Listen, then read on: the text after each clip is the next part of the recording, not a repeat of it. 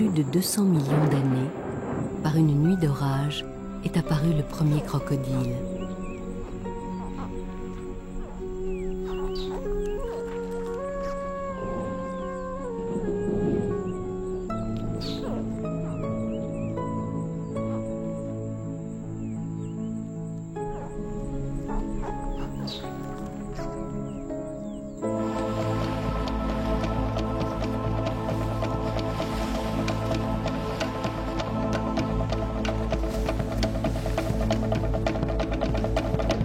Vénéré comme un dieu, ou craint comme un démon, le crocodile ne cesse d'inspirer à l'homme des histoires extraordinaires.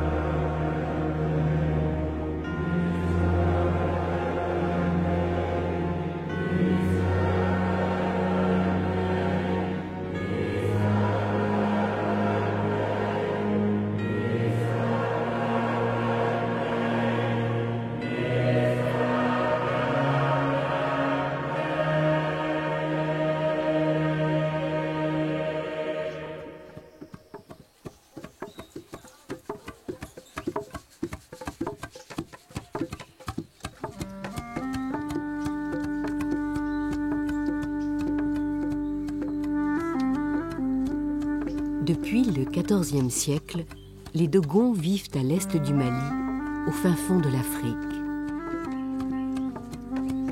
Pour les habitants du village de Damasongo, le crocodile est sacré.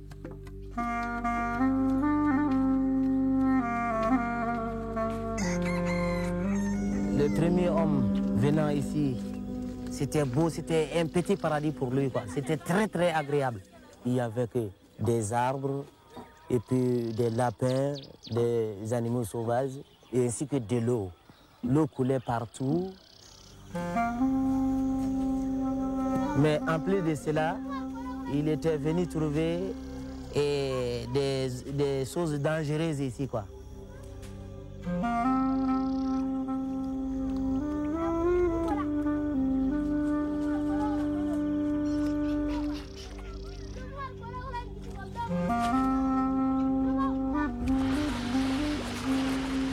Partout en Afrique, le crocodile du Nil peut se montrer très agressif et s'attaquer à l'homme.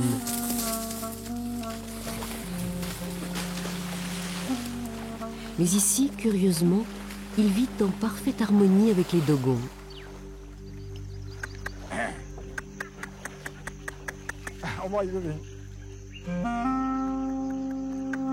La légende raconte qu'un jour, un crocodile a aidé un adulte à traverser une rivière en crue.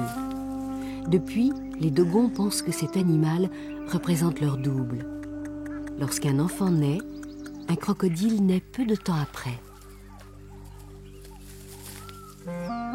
Kombotai est le chaman de Damasongo, son guide spirituel.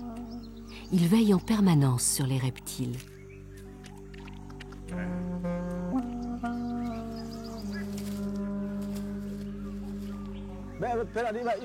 On doit nourrir les crocodiles, mais surtout les protéger.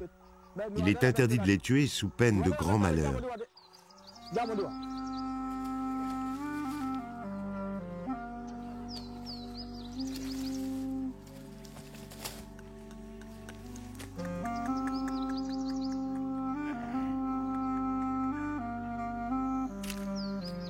Ces animaux vivent à des kilomètres de la rivière la plus proche.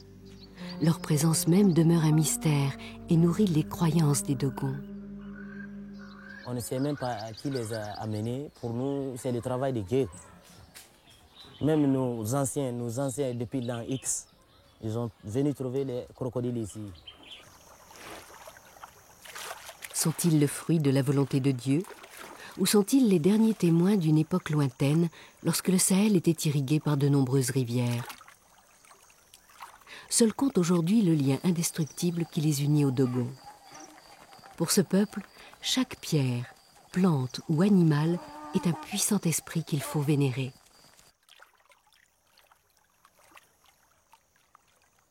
Même dans le village, s'il n'y a pas de pluie, s'il fait la sécheresse pendant la pluie, Donc il demande les bénédictions aux crocodiles. Plus tard, 2 heures, 3 heures de temps, ou bien dans la nuit, il y aura de la pluie.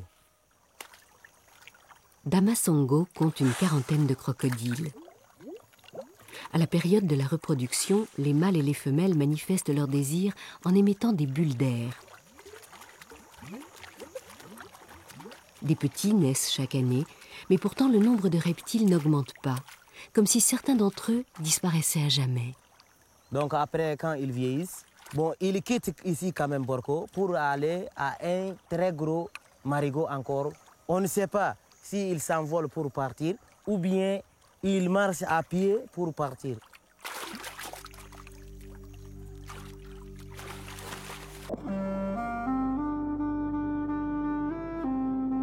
Que deviennent les crocodiles à la saison sèche?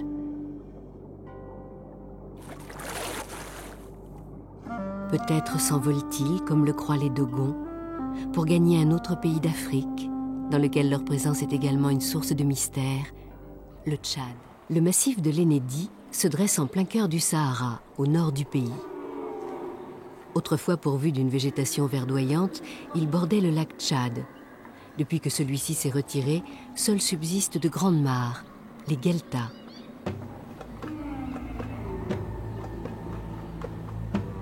Les plus importantes sont les gorges d'Arché. C'est ici que les nomades bidéyates viennent abreuver leurs chameaux en attendant la saison des pluies. C'est ici aussi que des crocodiles se prélassent au soleil sur le sable. Seuls rescapés de l'époque où le Sahara n'était pas un désert, ils sont peut-être originaires du Nil.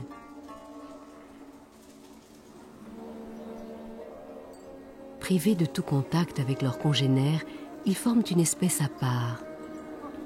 Les gueltas d'Arché constituent à la fois leur unique refuge et leur ultime demeure.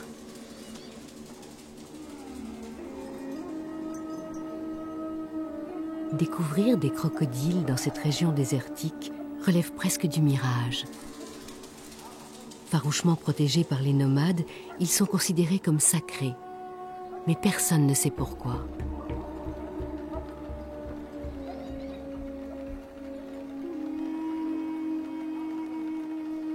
Cela signifie peut-être que les histoires sur ces reptiles ont cessé de se transmettre dans la région. Ou bien que les bidéyates préfèrent mourir avec leur mystère.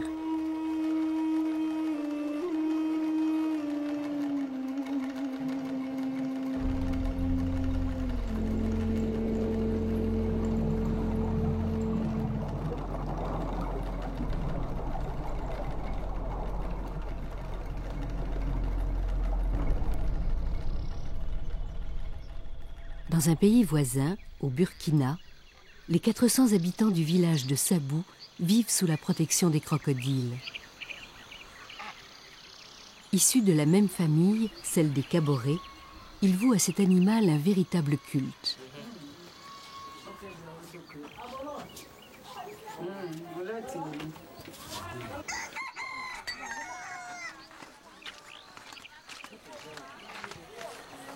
Ici, l'eau ne manque pas.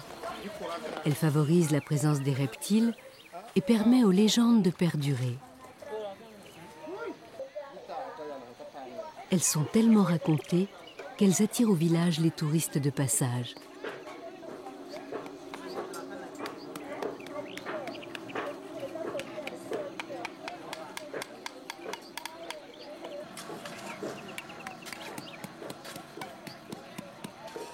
À Sabou, le crocodile est partout présent. Emblème des Kaboré, il veille sur le clan.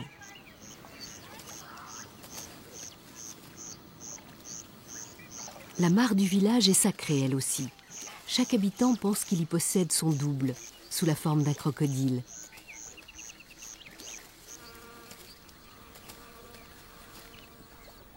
Babadou, le doyen du village, aime raconter la légende de Sabou. Un jour, l'ancêtre des Kaboré fut terrassé par la soif au cours d'une partie de chasse. Un crocodile réussit à le ranimer en humectant ses lèvres avec l'eau de sa queue mouillée.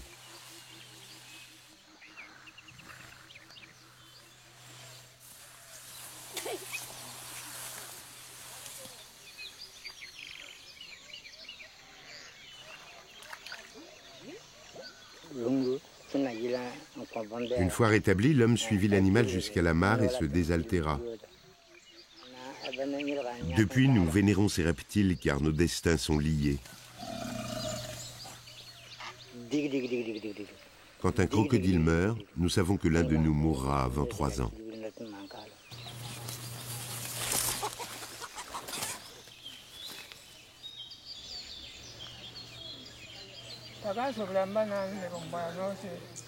Pour combattre la maladie et assurer la paix sociale au village, les Caborés offrent des poulets ou des chèvres à la mare.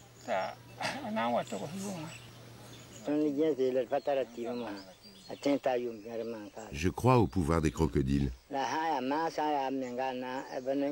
Ils peuvent nous guérir et nous aider.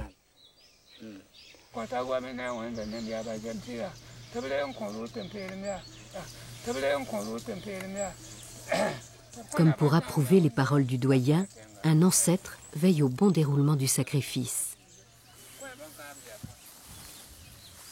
Paulin est le fils de Babadou.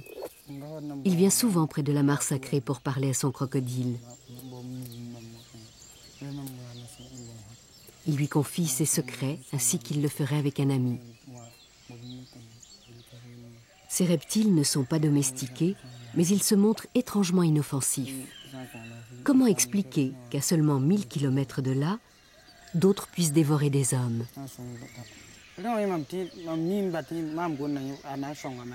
Il ne m'agresse pas, car c'est un parent.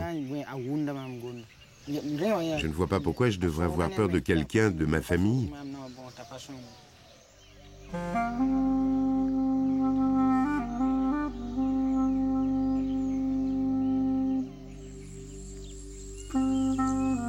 Désigné par les sages du village, le vieux Baya est le maître des crocodiles. Dès l'aube, il veille sur la mare. Je suis un crocodile. Si une personne tente de tuer l'un de ces animaux, je prendrai une flèche ou un fusil et je la tuerai.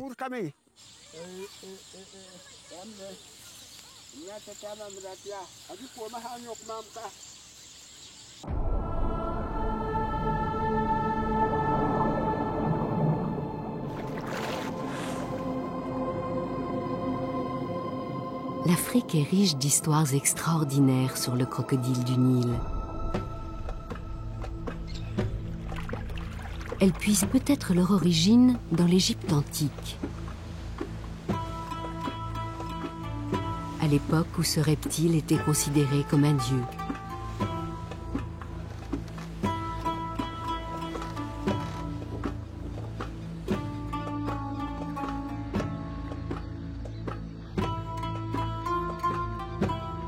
Rapide et silencieux, agressif et mystérieux, le crocodile du Nil est depuis toujours source de fascination mais aussi de terreur.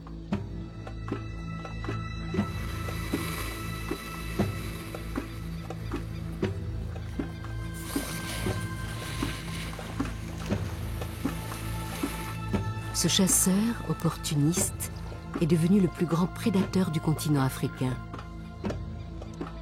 Les Égyptiens de l'Antiquité l'ont associé à la fertilisation éternelle de leurs terres.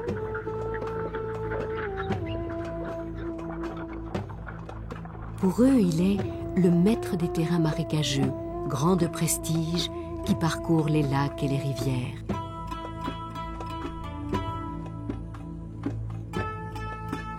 Très vite, le dieu crocodile Sobek devient une divinité majeure.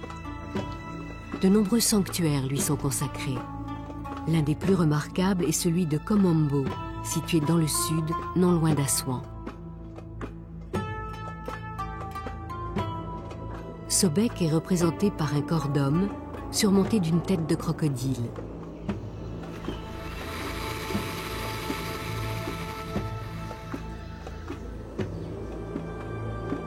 Dans l'imaginaire égyptien, Sobek occupe une place unique, à la rencontre de 3 éléments, l'eau, l'air et la terre.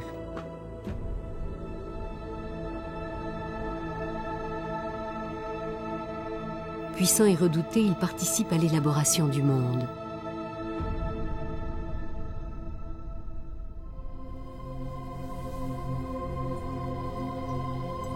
Rien d'étonnant à ce que son rayonnement se soit étendu bien au-delà du Nil.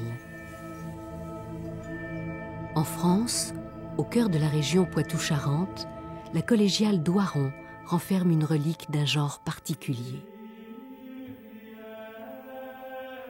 Au XVIe siècle, le chevalier Claude Gouffier a ramené de ses voyages un crocodile du Nil. Depuis, le reptile empaillé trône au-dessus du confessionnal et veille sur le sommeil du chevalier.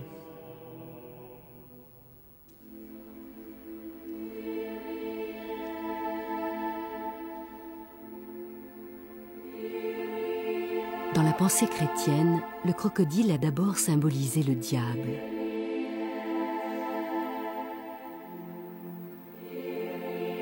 Pourtant, de nombreux visiteurs sont longtemps venus gratter la mâchoire du reptile de l'église d'Oiron. Ils espéraient élaborer un remède miracle contre les fièvres. Dieu ou démon? Ici comme ailleurs, le crocodile joue un rôle ambigu. Au gré des croyances et des religions, seule demeure la fascination qu'il exerce.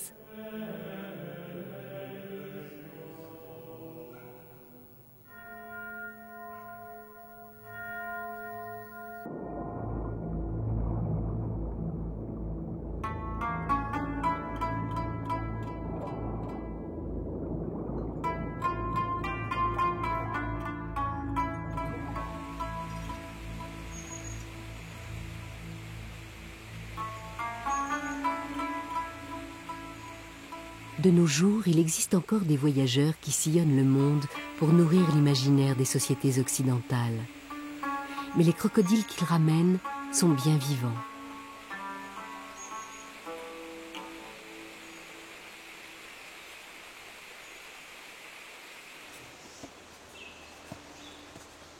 Luc Fougerolles est l'un de ces chevaliers des temps modernes. À Pierrelatte, dans le sud de la France, il a créé en 1994 la première ferme aux crocodiles d'Europe.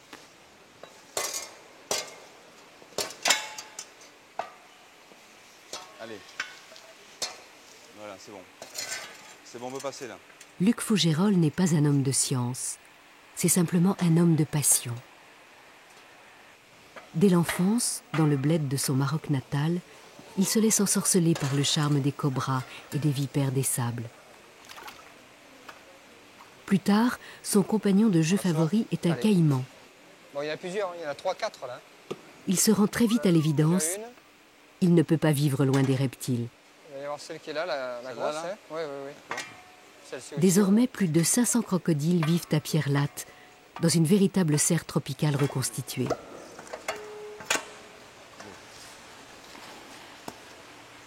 La majorité d'entre eux vient d'Afrique du Sud. Bon, vas-y, commence à creuser, moi je vais surveiller là. Attention à celle qui est à droite là. Luc Fougerolles s'est fixé un objectif ambitieux, assurer l'élevage mais aussi la reproduction de ses pensionnaires. Ils sont profonds les œufs là? Les femelles crocodiles font leur nid dans des débris végétaux ou dans du sable. Selon leur taille, elles pondent entre 6 et 60 œufs. Il faudra qu'on prenne la température du sable, non, peut-être? Pour voir. Il est tiède là, non? Il est tiède, oui, oui. Moi, je pense à 30, 31. Ouais, il est bon, hein, pas de problème. On va faire 31.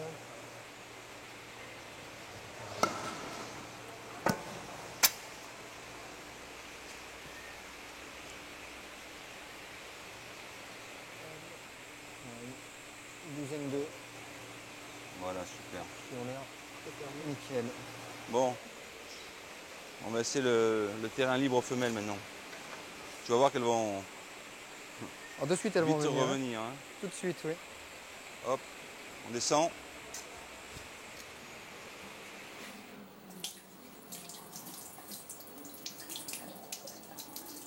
Dans la nature, les œufs et les nouveau-nés sont la proie de nombreux prédateurs. À peine 15% vont survivre.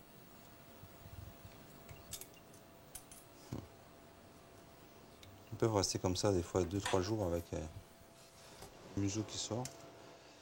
Et après, peut-être que la maison devient trop petite là-dedans. Hein. Ils sont complètement enroulés. Hein. Chez les crocodiles, seule la température d'incubation détermine le sexe.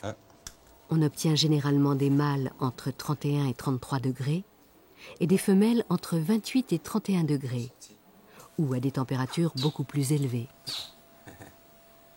Ce petit est un mâle. Et alors? Bonjour la Terre.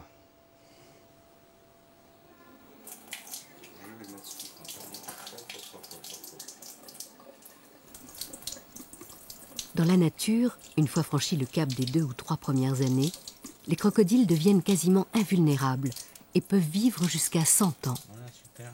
Allez. À l'origine, Luc Fougerolles comptait élever ces reptiles sur des bases commerciales et exploiter en partie leur cuir.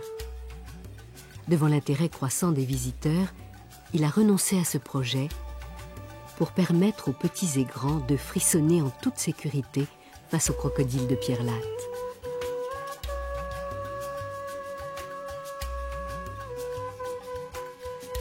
Les sentiments ambigus d'attraction-répulsion que nous éprouvons envers le crocodile sont peut-être liés à son comportement. Contrairement à l'homme qui s'agite souvent pour rien, ce reptile reste placide et silencieux pendant longtemps.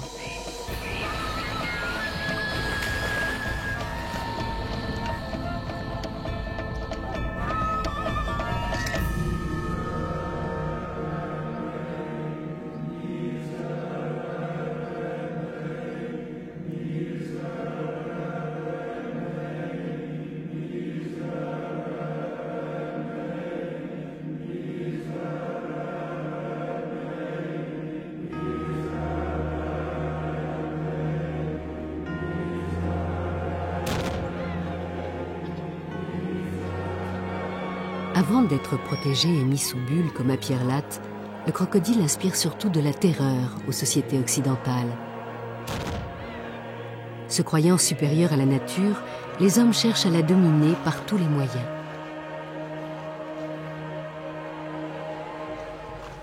En Floride, les alligators subissent un véritable massacre à la fin du 19e siècle.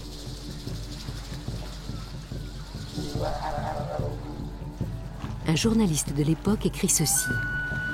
On manque de crocodiles. C'est vrai. On vient de découvrir que la peau de ces monstres convient parfaitement pour fabriquer des chaussures de dames, car son cuir est souple et doux. L'avenir de ces reptiles semble tout tracé au sein des tanneries qui fleurissent aux États-Unis et en Europe.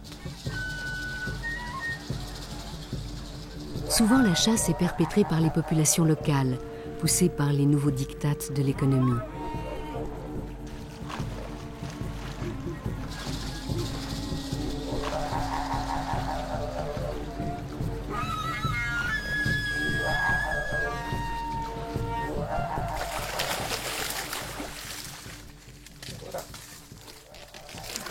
À Cuba, les chasseurs de crocodiles se nomment les cocodrileros. Ils capturent le rombifère, leur proie de prédilection, à l'aide d'un lasso. Cette technique nécessite beaucoup de force et d'adresse, mais elle a l'avantage de ne pas abîmer la peau du reptile. Les cocodrileros vivent au bord des marais et se déplacent toujours par deux pour plus de sécurité. Dans les années 50, à Cuba comme dans le reste du monde, le commerce des crocodiles bat des records et leur population diminue dangereusement.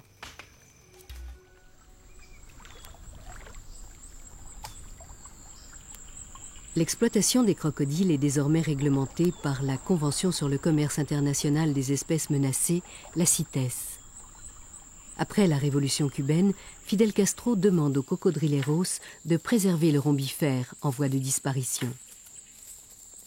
Fils de chasseurs de crocodiles, Vicente et Jorge consacrent leur vie à protéger ces reptiles que leurs pères ont jadis traqués sans répit. Ils les capturent dans les marais pour les relâcher ensuite au sein de l'île de la Juventud, au sud-ouest de Cuba. Partout dans le monde, d'immenses réserves sont créées. Après le temps du massacre, vient celui de la culpabilité, qui se traduit par une protection massive et coûteuse.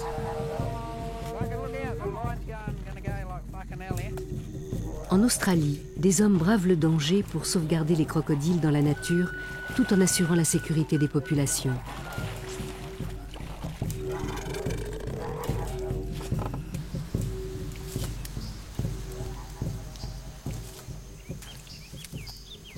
Pour attraper un rombifère, Vicente Errore utilise la vieille technique du lasso.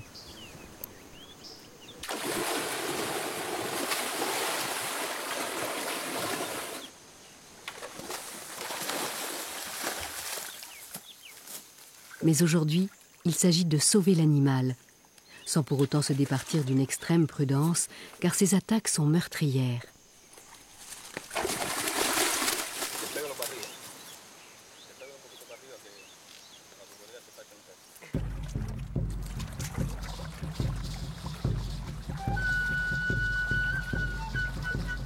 En République dominicaine, le crocodile Akutus est lui aussi très protégé.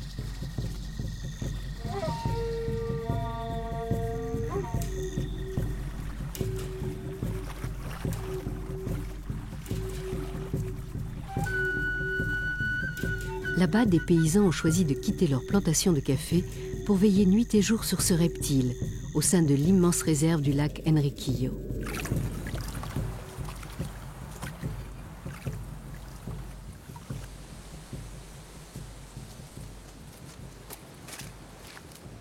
Comme eux, Vicente Errore éprouvent une véritable passion pour leur métier, malgré l'omniprésence du danger. Ils savent que leurs efforts ne sont pas vains.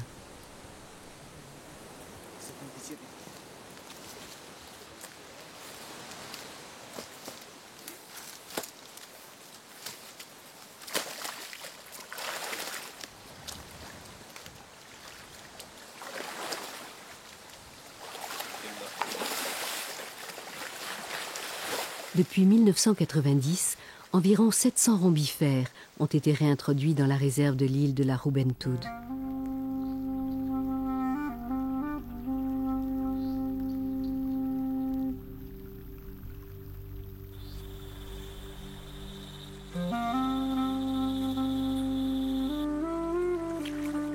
Dans les Caraïbes, le lac Enriquillo compte à lui seul 400 crocodiles Akutus.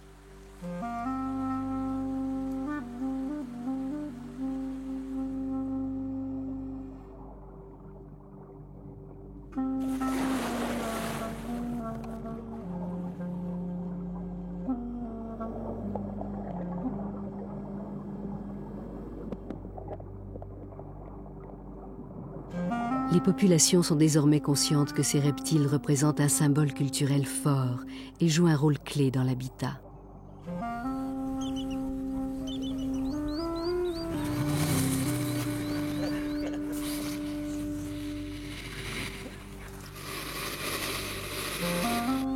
Redoutables prédateurs, ils contribuent à l'équilibre écologique.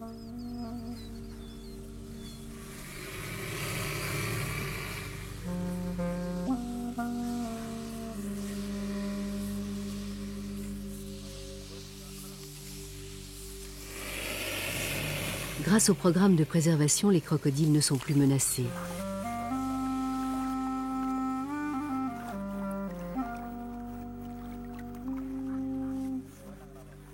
Leurs histoires extraordinaires peuvent revivre dans l'imaginaire des hommes. Jusque dans l'île de Madagascar. Ici, les crocodiles du lac Anivorano sont sacrés. On raconte qu'un jour de grande chaleur, un vieil homme arriva dans un village et demanda de l'eau. Seule une vieille femme lui en donna. Le vieillard maudit les autres habitants. Votre village sera submergé par l'eau et vous vivrez comme des animaux aquatiques. Après son départ, tout fut inondé. Un lac se créa et les villageois furent transformés en crocodiles. Depuis, les habitants d'Anivorano pensent que ces reptiles sont leurs ancêtres. Précisance, l'aîné de mes petits-enfants. Il a 10 ans. Et je m'appelle Ginoro. Je retourne avec lui à mon village d'Anivorano, situé au bord du lac Sacré. Nous allons sacrifier un zébu au crocodile pour que mon petit-fils puisse réaliser son rêve, devenir marin.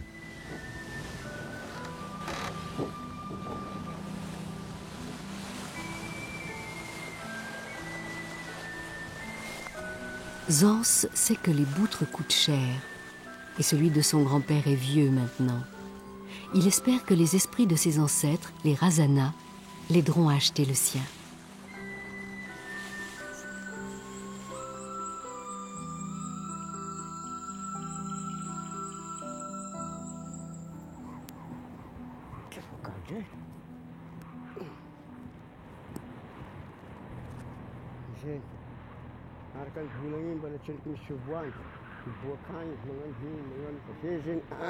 Tu vois, Ans, là-bas, c'est Anivorano, le village où je suis né. Nous sommes bientôt arrivés au bout de notre voyage.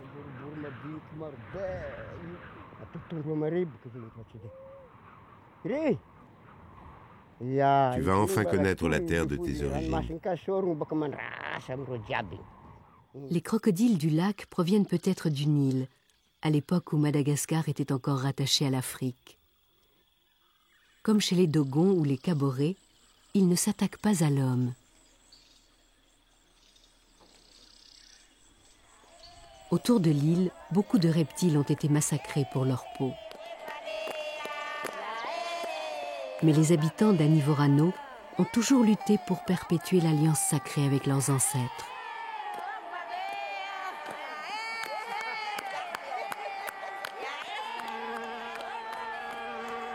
Aujourd'hui, les crocodiles sont partout protégés et les rites du passé peuvent se reproduire.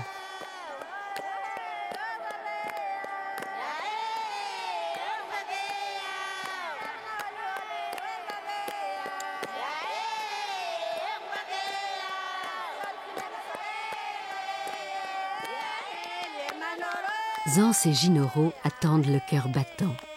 L'avenir du jeune garçon va bientôt se jouer.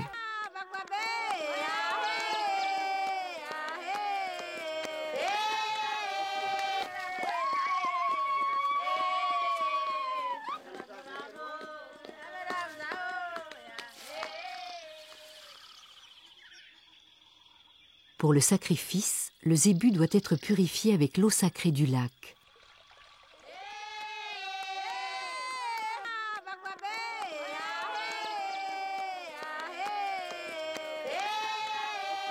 De cette coupe s'exhale le parfum de l'embomo, destiné à éloigner les mauvais esprits. Le chaman invoque les rasanas. S'ils acceptent le sacrifice, que les crocodiles sortent du lac et montent sur la berge. Il y a longtemps, les parents de Ginoro ont offert un zébu aux ancêtres afin que leur fils puisse acquérir son bateau.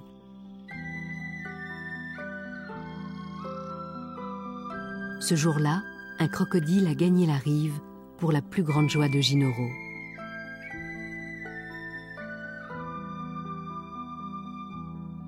Le reptile est probablement toujours en vie au sein du lac sacré. Va-t-il sortir une nouvelle fois et exaucer le vœu du jeune Zans? Regarde, Zans, ils viennent sur la berge. Ils acceptent.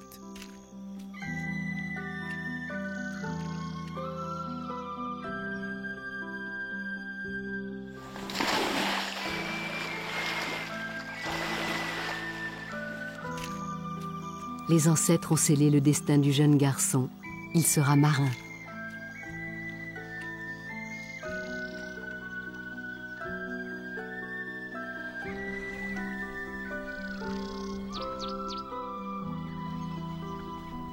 Miroir de l'âme, les crocodiles du Nil jouent pour certains peuples le rôle de confidents ou même de bienfaiteurs.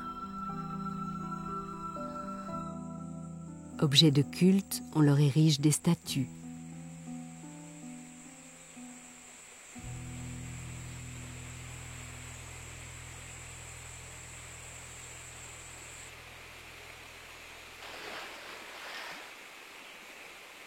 Mais il existe une autre espèce de crocodile qui ne se laisse pas facilement approcher et qui engendre une mythologie plus violente.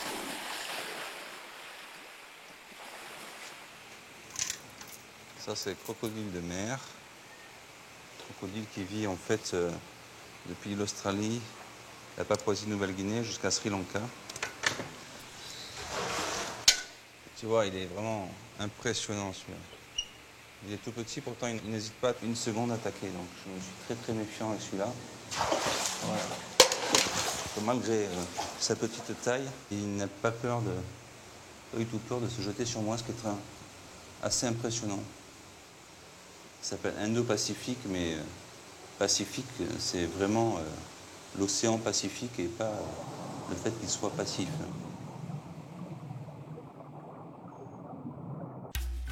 Terreur des mers, ce crocodile inspire des rites initiatiques sanguinaires.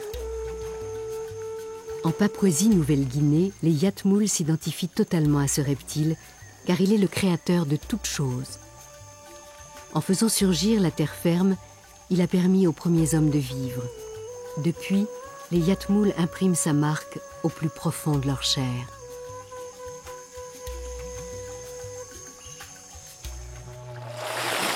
Non loin de là, en Australie, les aborigènes de la tribu des Kidja n'hésitent pas à le tuer. Noël et Ombi sont des Kidja. Ils vivent au cœur du Kimberley, une des régions les plus sauvages de l'Australie. Le jeune Ombi a 13 ans. Il a fait un rêve qui l'a désigné pour protéger les siens contre Juwudu, le grand crocodile ancestral. Aujourd'hui commence son initiation.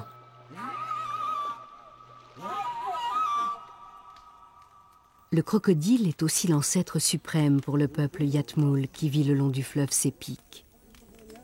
Là-bas, au nord de la Papouasie-Nouvelle-Guinée, les vrais hommes ont une peau de reptile.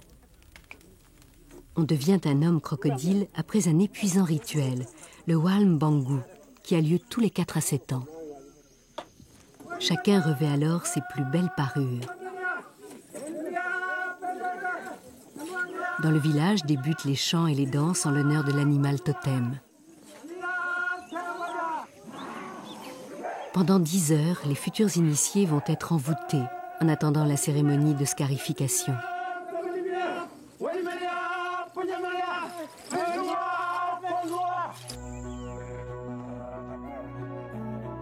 Pour les aborigènes, tout a commencé au temps du rêve, lorsque la terre était plate.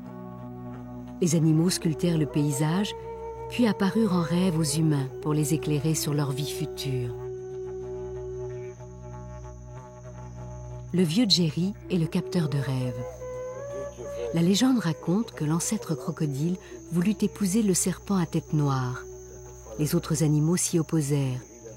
Juwudu les condamna à devenir mortels. Lui seul serait éternel et reviendrait hanter les marais pour les dévorer.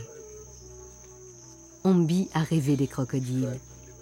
Selon Jerry, cela signifie qu'il doit tuer l'un d'eux pour passer à l'âge d'homme et préserver son peuple.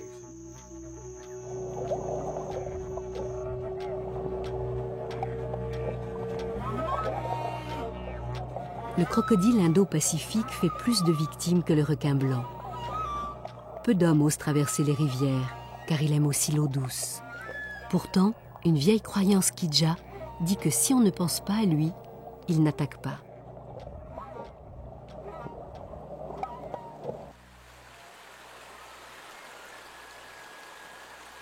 Noël aide Ombi tout au long de son initiation.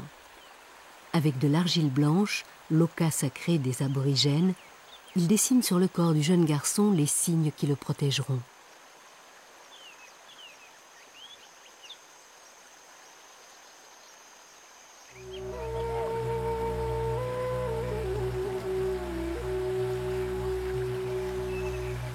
Désormais, Ombi est prêt à affronter seul le crocodile. C'est sa dernière épreuve avant d'être initié.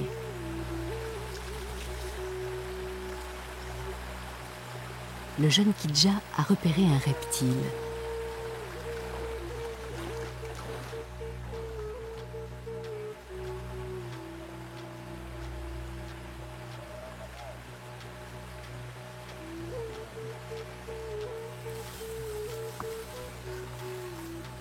S'il parvient à le tuer, il sera nourri par la terre qui lui donnera toute sa force. Il se choisira aussi un nouveau nom, comme le veut la coutume.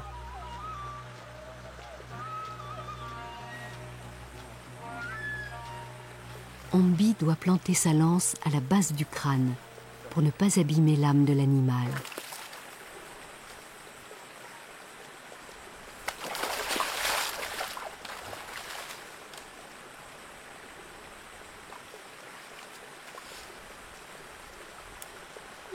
Il a réussi. Il a prouvé qu'il était capable de contribuer à la vie de l'univers en protégeant les siens contre Juwudu, le grand crocodile ancestral.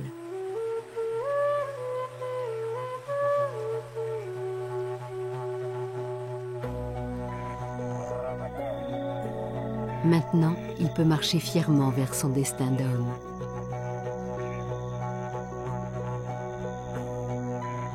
Du fin fond de l'Afrique, en passant par l'Europe et jusqu'en Asie, le crocodile fascine à travers les siècles. Longtemps encore, il viendra hanter nos rêves et nourrir notre imaginaire. Tant qu'il y aura des hommes, tant qu'il y aura des crocodiles.